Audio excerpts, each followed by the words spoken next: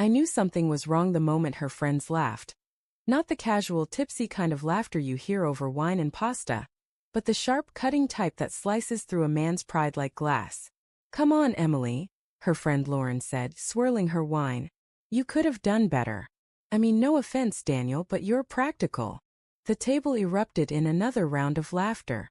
Even my wife tried to suppress a smile, but I caught it, that tiny, humiliating twitch of her lips that said she wasn't really on my side. I smiled anyway.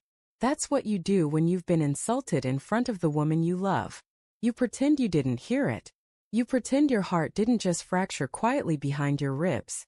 But the truth is, I did hear it. And I've been hearing it for months. Emily and I had been married for 6 years. When we met, I was a mechanic running a small garage out of my late father's workshop. She was in marketing, polished, educated, social. The type of woman who lit up every room she entered. At first, she said she loved that I worked with my hands, that I could fix things instead of just talking about them. "You're real," she used to tell me. "Everyone I meet in my world is fake." But over time, real stopped being a compliment. She started calling my clothes basic. She'd make little comments when I came home smelling like oil or grease. And her friends, her friends, they made sure I knew I didn't fit. They'd talk about Bali trips, designer bags, brunches, and business class flights. And then they'd look at me with polite smiles, like I was a waiter who'd accidentally sat at their table. Still, I stayed quiet. I thought love was enough. Until that dinner. We were celebrating Lauren's promotion. The restaurant was the kind of place where the plates looked like artwork and the portions could fit in the palm of your hand. I hadn't wanted to go, but Emily insisted. "Just be yourself," she said while fixing her hair in the mirror. "Don't try to impress them." That stung more than she probably meant it to. When the bill finally came, Lauren made a show of pretending to grab it. "Oh, I guess it's on me since I'm the one who actually got promoted," she laughed. Then she glanced at Emily. "Unless your husband here wants to treat us?" The table went silent for a second, just long enough for the insult to land. Emily's friend Megan added, "Don't worry, Lauren, let him save for something more practical. Maybe a new wrench set." The laughter that followed felt endless. Emily didn't defend me. She didn't even look at me. That was when I made my decision. I pulled out the black company card from my wallet, the one with no name on it, just the embossed logo of the company I'd built quietly over the past 3 years. "Actually," I said calmly, sliding the card across the table, "let me handle it."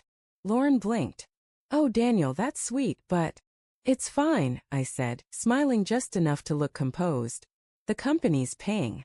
The waiter took the card without hesitation, and for the first time all night, everyone shut up. Emily's head snapped toward me. "Company?"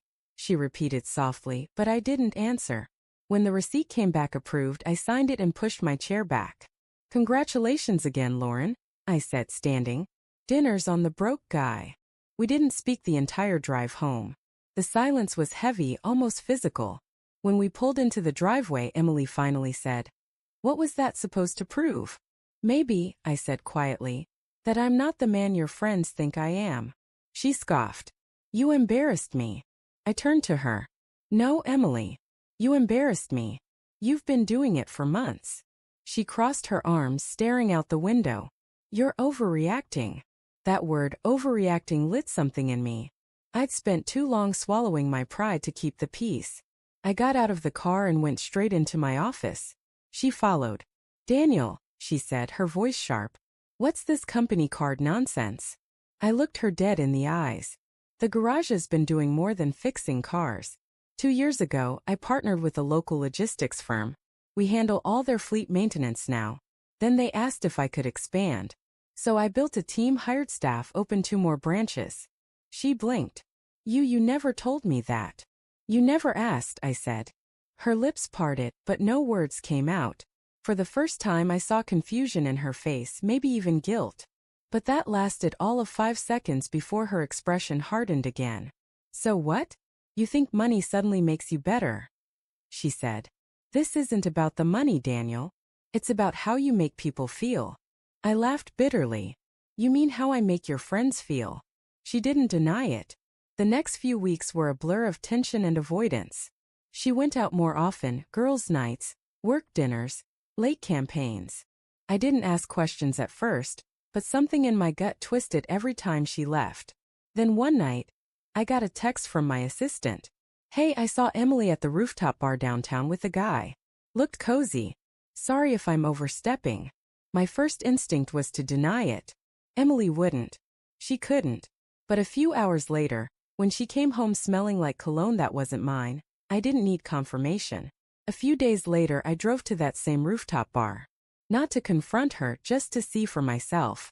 From the parking lot, I could see her through the glass railing. She was laughing, that same bright, dazzling laugh I used to fall in love with. But this time it wasn't for me. The man across from her leaned in, brushing a strand of hair from her face. She didn't pull away.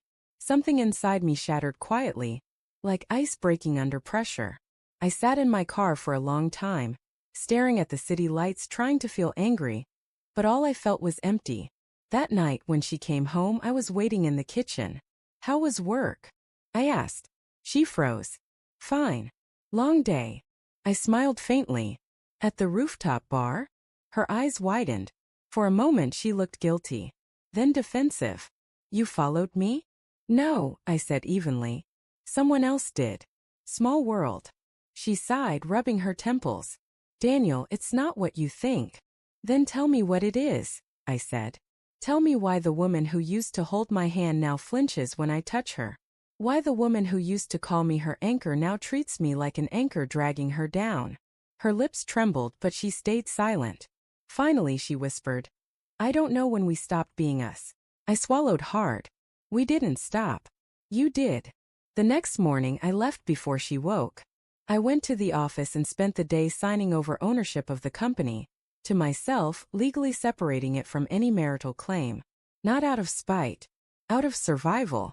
When I got home that night, she was gone. A note sat on the kitchen counter. "I'm sorry. Maybe we both deserve something different." I read it twice, then folded it neatly and tucked it into my wallet, right next to that black company card. Months later, people still ask if I'd take her back. I tell them no, not because I hate her, but because I finally learned something important. Love without respect isn't love. It's dependency.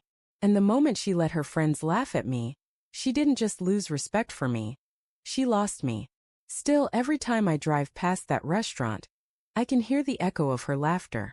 And I remind myself, sometimes the best revenge isn't proving them wrong. It's walking away knowing you were right all along.